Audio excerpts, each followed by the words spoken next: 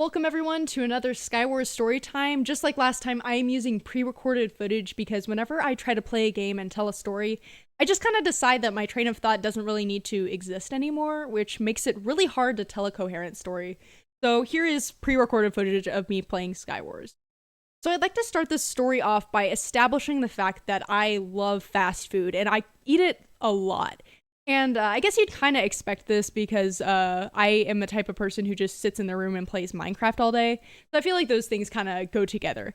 But anyways, I've noticed that if you go to fast food restaurants a lot, especially as much as I have, you start to realize that there's this ongoing trend of just every once in a while, you'll just have some sort of unexplainable experience that really just can't be described in words quite accurately as just being there and watching this unfold before you. Now, at least in America, this is just kind of how it is. I feel like a lot of people will have similar stories of just weird encounters with people at these fast food restaurants or people that work there or anything like that. It's just something that you kind of come to expect. But what I'm going to tell you guys today is an experience that I feel like just was so much more bizarre than anything I had ever seen before, and I just really felt the need to kind of lay this out in story form. Partly for comedy, but also just to process it myself because I still feel like I'm trying to comprehend what happened this day.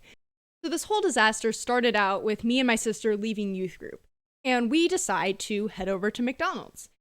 And this is maybe 8:30, 9 o'clock at night, which is not super late, but after 8:30, you enter what I like to call the toss-up zone, meaning you either get your food at a normal amount of time, great service, awesome people working there, and part of the time, you will just have some sort of like paranormal experience in the McDonald's drive-thru. So we pull up to this McDonald's and I go to place my order. And they have this, of course, microphone where you place your order at. And behind this microphone, they have this screen that will lay out your orders so you know what you're ordering is actually what you're going to get. So you can double check. It's a really great feature. Awesome. That's great. So I start to place my order and my sister also places her order. Things are going great. And then in the middle of me speaking, the person on the other end of this microphone, the McDonald's worker, just starts kind of chuckling to themselves. And I'm a little confused, but I mean, I keep going with my order. I don't really know what's going on.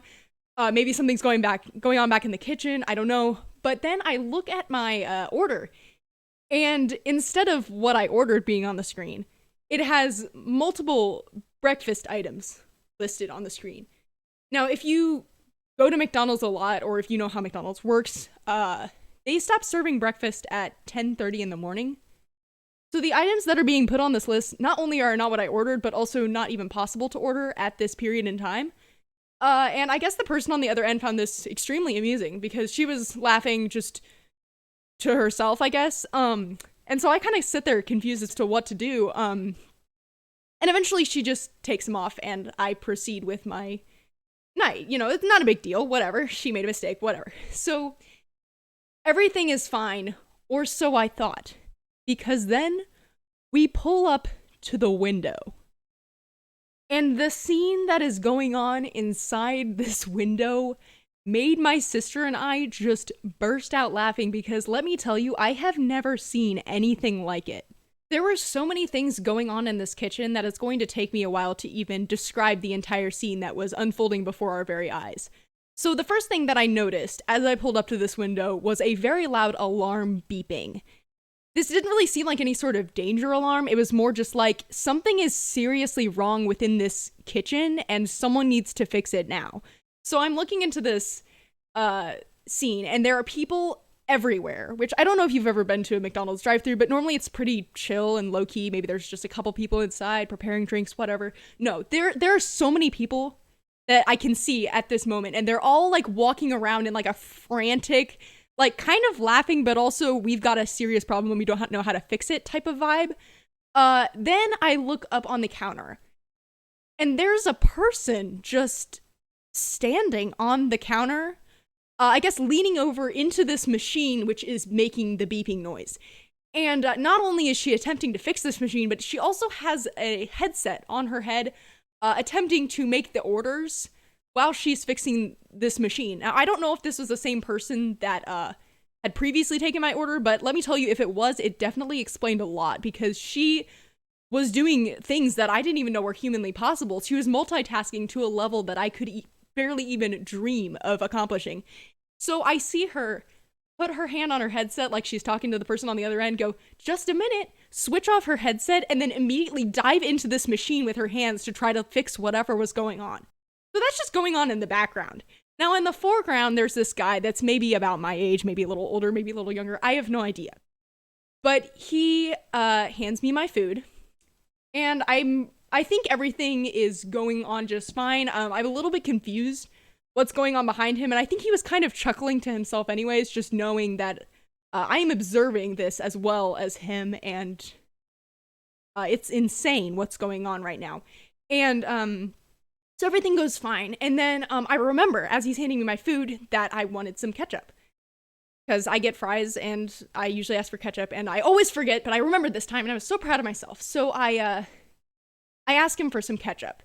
And he asks me a follow-up question, which I couldn't quite make out because I have the auditory comprehension skills of a roasted potato. But I assume he asks something to the effect of, would you like 2 or 3? Because that's normally what they ask. Like, how many do you want? Do you want 2? So I, being the idiot I am, says yes. Now, my sister, who has good auditory comprehension, later informed me that he asked me, would you like a handful? To which I replied, yes. So I was a bit confused at the time, but after she explained what happened, it made what he did next just make a little bit more sense, but not a lot.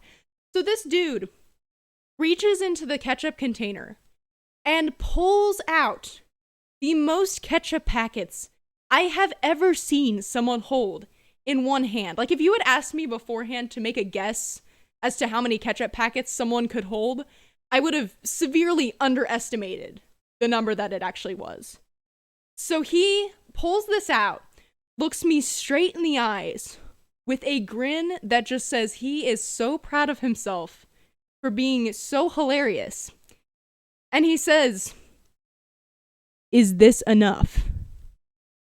Now, me being the non-confrontational person that I am, says, yes, absolutely, have a great day. And I take all of the ketchup packets and I put them in my sister's lap, and I drive away.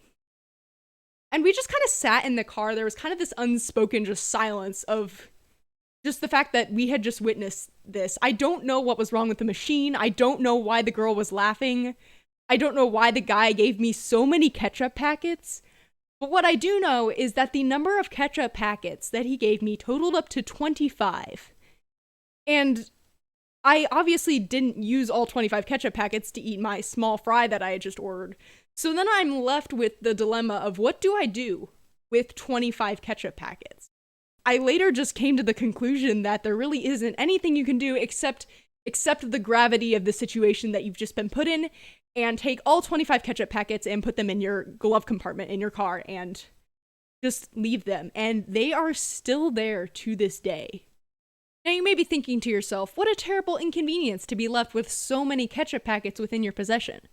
But I actually would like to inform you that it is in fact not an inconvenience at all, because I have noticed myself running out of ketchup at my house. And you will have no idea how many times I have despaired from the lack of ketchup at my house, only to remember that I have 25 ketchup packets in my car, and I can go out to my car, grab a couple ketchup packets, and eat as much ketchup as I want to. So I really feel like out of all of the people involved in this situation, I got the better end of the deal, because I can guarantee you that that guy does not have nearly as many ketchup packets in his car as I do.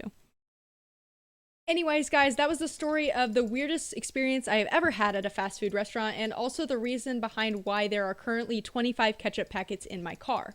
Now, if you would like to have your own experience like this, just go to fast food restaurants for long enough and you will have one eventually, I guarantee it. Anyways, if you liked this video, please leave a like, and if you didn't, then leave me a hate comment, because I've noticed I haven't really been getting a lot of hate recently, and I'd like for that to change. So please, if you just hated this video, let me know in the comment section. I hope you guys enjoyed, and I'll see you all next time.